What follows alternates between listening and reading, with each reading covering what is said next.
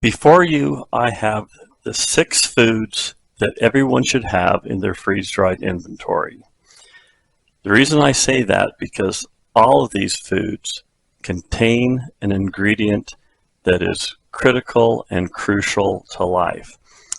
And before I name that crucial ingredient, I want to tell you about one of my favorite shows. One of my favorite shows is a series called Alone. And if you're a prepper or a really avid freeze dryer and you haven't watched Alone, you are really missing something. The whole premise about the series Alone, and I think they're probably in about the 12th or 13th season, they take a bunch of people out to nowhere, usually a very brutal area, usually in late fall going into winter. They drop them off with very little, if anything, and they have to make their own shelter, they have to get their own food. And while they're surviving, and they survive until everyone else taps out except for one person. But the common thread through all these people, men and women, is they're seeking one critical thing, and that is, well, that's the same common item in these foods, and we're going to get to that. But before I name what that critical ingredient is, can you name it? Well, I'm going to give you just a moment to think about what the critical ingredient is that the people on Alone are seeking, which is also shared by these 6 foods. So let me give you a moment to think about that.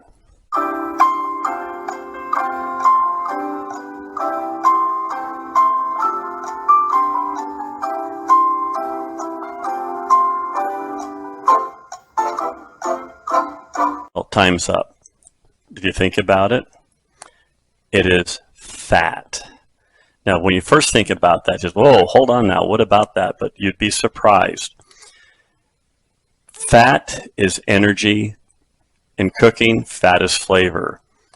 Now, when you think about these foods, you may not think about fat. Now, when you first think about fat, you may think about animal fat, you know, the big white streaks of fat that goes through a steak or through a roast.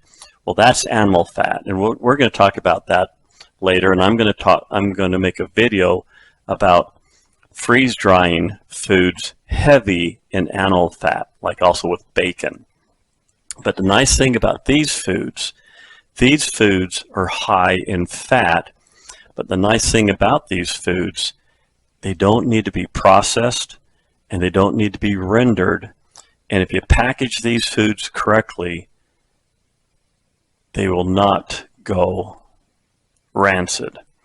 So we have fish here, we have nuts, we have avocados, we have cheese, we have yogurt, and we have eggs.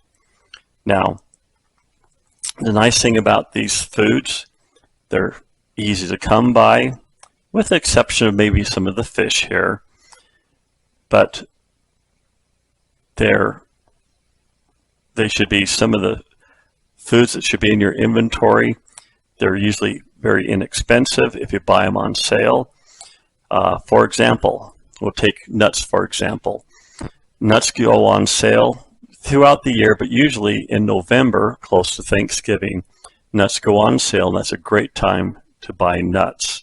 Usually walnuts and pecans and almonds. And then we have the avocado. Avocado goes on sale in May, usually because of Cinco de Mayo, and usually around the Super Bowl, they also go on sale. But instead of buying these at a regular supermarket, where you will buy or pay the premium price, check into Hispanic markets where they have ethnic foods. You'll usually pay a cheaper price in Hispanic or Mexican grocery stores. Cheese, shredded cheese, is easy to freeze dry, lots of protein, and it comes back really good. I have a video on how to reconstitute shredded cheese, and when it comes back, you'll never know it was ever freeze-dried. Now, yogurt, a little bit harder to find yogurt that's not fat-free. You can still buy regular yogurt, has lots of good fat in it, or you can make your own yogurt. Now, eggs. If you haven't been to the supermarket lately, you've seen the price of eggs just go outrageously expensive. If you haven't tried raising your own chickens, in some cities it's hard to do that, especially if you're in a high density area.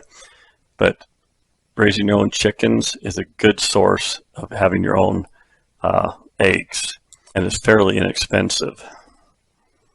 So a lot of these foods I have packaged years and years ago. So I went down into my inventory and I pulled a bunch of these foods that I freeze-dried, and we're going to open up the bags and see how they've done over the last several years and what kind of condition they're in. If you've seen a lot of my videos, I have this little tester right here. Now this tester basically tests the levels of oxygen, carbon monoxide, hydrogen sulfide, and methane, and it's used in confined spaces. And basically it's a handy dandy little tool to have to test the gases that could be in the bags and jars that are used in freeze drying. Because if food is going to break down, two of the gases that it's going to produce is going to be what's known as sewer gases, which is methane and hydrogen sulfide. And so this will be able to detect any gases in here that could be that could tell us if the food inside these bags are starting to decay.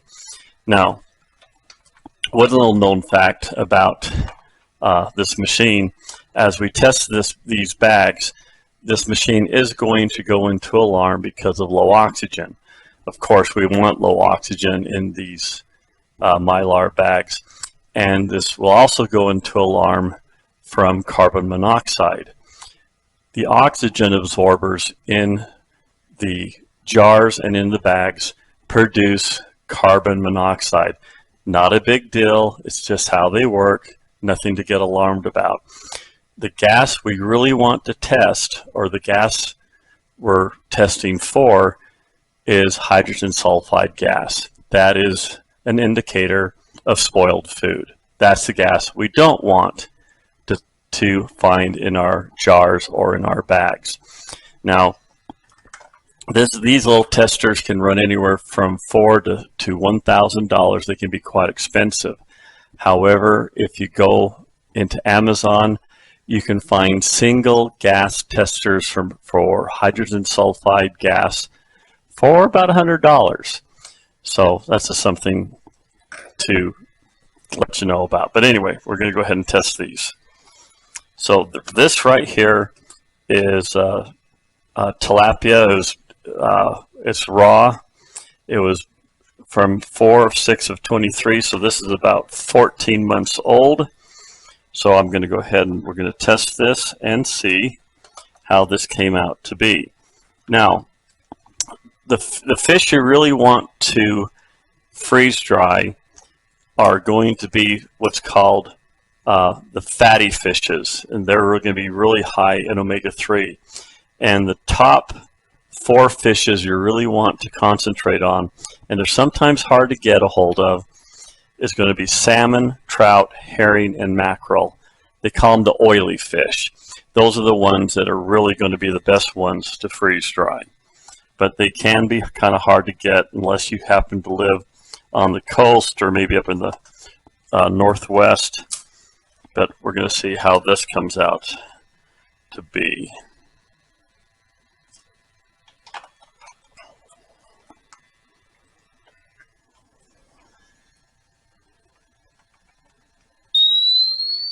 Okay, so this is going into alarm. Let's see if we can get that on the camera here. So it's 44 parts per million on carbon monoxide. It dropped down to about 16 on the oxygen. It's not going to be really low on oxygen because it's also drawing in air from the room. But the thing we're looking for is this one right up here, which is hydrogen sulfate or sulfite, and it's 0. So that is a good indicator that there's no spoilage going on with my fish here.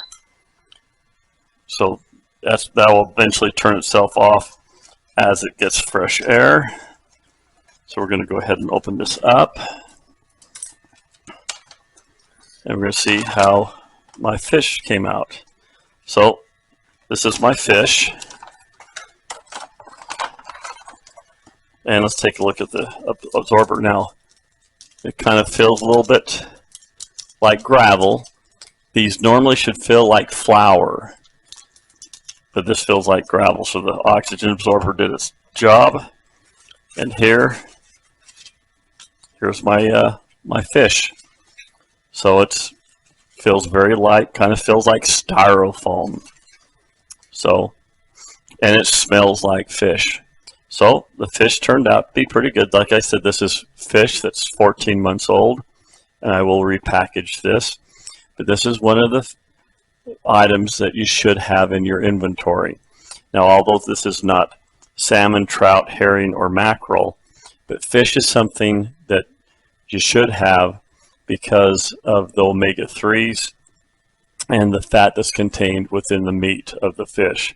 Fish is very healthy to have, and it should be one of the things in your freeze-dried inventory.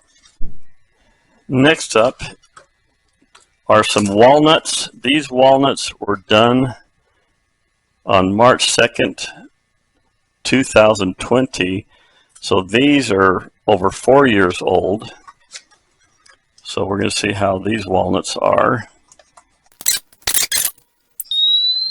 And so that's going into alarm. We're down to 15 parts per million on oxygen.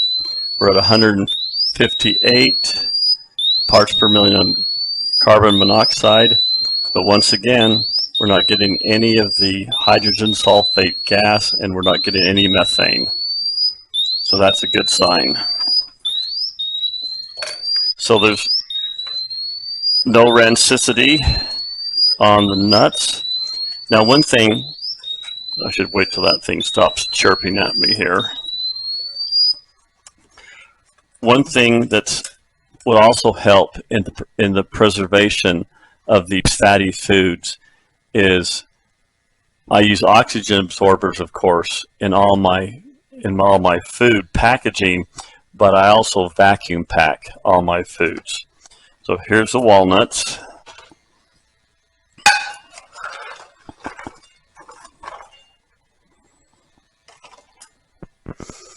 And they smell like walnuts. You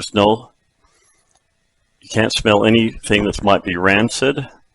The oxygen absorber, actually the oxygen absorber is still nice and soft, and it's actually starting to warm up again as it's exposed to the atmosphere. So vacuum packing the walnuts removes so much oxygen that there is still life in my oxygen absorber. So let's try one of these walnuts here.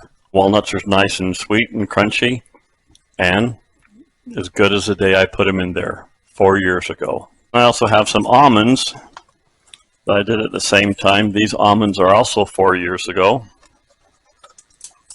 We'll do a quick test on them also. So there's my almonds, and my oxygen absorber. It still feels like flour, still nice and soft, and it's starting to warm up also. And the almonds, it's like almonds, nice and crunchy, and they're still nice and fresh. Okay, these are my avocados. Avocados were done on June 1st, 2020. So these avocados are 4 years and 15 days old. This is actually the carbon monoxide went up to 900 parts per million and then went off the scale. So that, and the Oxygen is down to 6%. So that really has a lot of carbon monoxide in that one. Now, one thing with doing avocados, when you slice them up, you either have to use fruit fresh or get a vitamin C pill and crush it up and dissolve it in water, like ascorbic acid or lime juice or lemon juice or something, to keep the avocados from turning brown. But these are my avocados. One of the things I like doing with these is making avocado, is reconstituting these and making avocado toast. But what we can do, we can well, I can just eat one of these by themselves.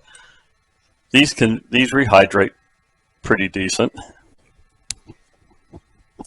and that tastes like an avocado. So these are actually 4 years old.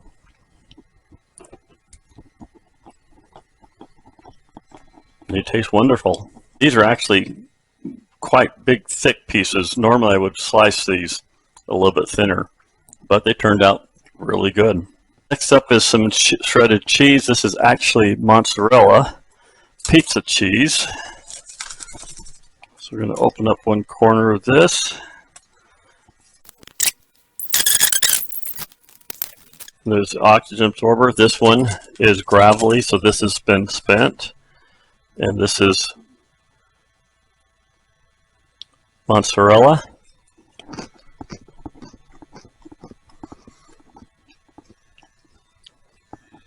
Tastes just like mozzarella cheese. And I have a video that's out on how to reconstitute shredded cheese so that once you're done with it, it will come back full of moisture and you can sprinkle it on pizza, not a problem. And once it's reconstituted, you can't tell the difference between the freeze-dried reconstituted mozzarella or shredded cheese compared to the stuff that you just bought it. This can reconstitute really good, and I'll put a link on how to reconstitute cheese at the end of this video. But shredded cheese, great thing to have in your inventory, full of calcium, B12 vitamins, phosphorus, and selenium. Something you should really have, and something you should do with your freeze dryer. Next up is yogurt. So this is quite old. Now, I know that a lot of the freeze dryers out there will do yogurt in like Hershey Kisses, little gumdrops and such. When I do my yogurt, I just do a pan full, so they can just be big chunks and such. It's kind of hard to see this with the lighting in the white plate, but I use yogurt in a different form. Comes back just as good, but this is good to have. Yogurt has probiotics in it, and it's really good if you happen to have, it's good for digestive issues. Something good to have in your inventory. Last one we have are eggs. Eggs is almost a perfect meal in itself. There's so many things you can do with eggs. There is one drawback with eggs, and that is with the yolk. When eggs are frozen, the protein in the eggs want to kind of get clumpy. Okay, so we're getting carbon monoxide 158, low oxygen at 16%, but no hydrogen sulfide, no methane.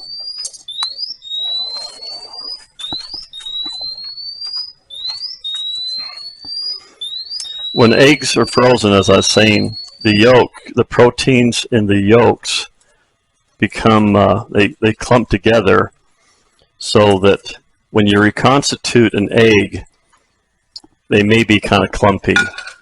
Now, if you add salt to your eggs, the proteins won't clump together, but then you have the extra salt in your egg. So there's kind of some pros and cons about that.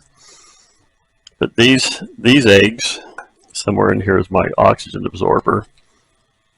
These are all for my chickens that I raise here at my house. These eggs can be run through a food processor if you want to get them more powdery.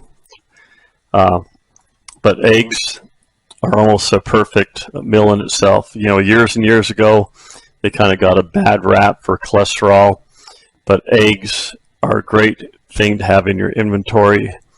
And if you haven't tried doing eggs, it's a great thing to do. So,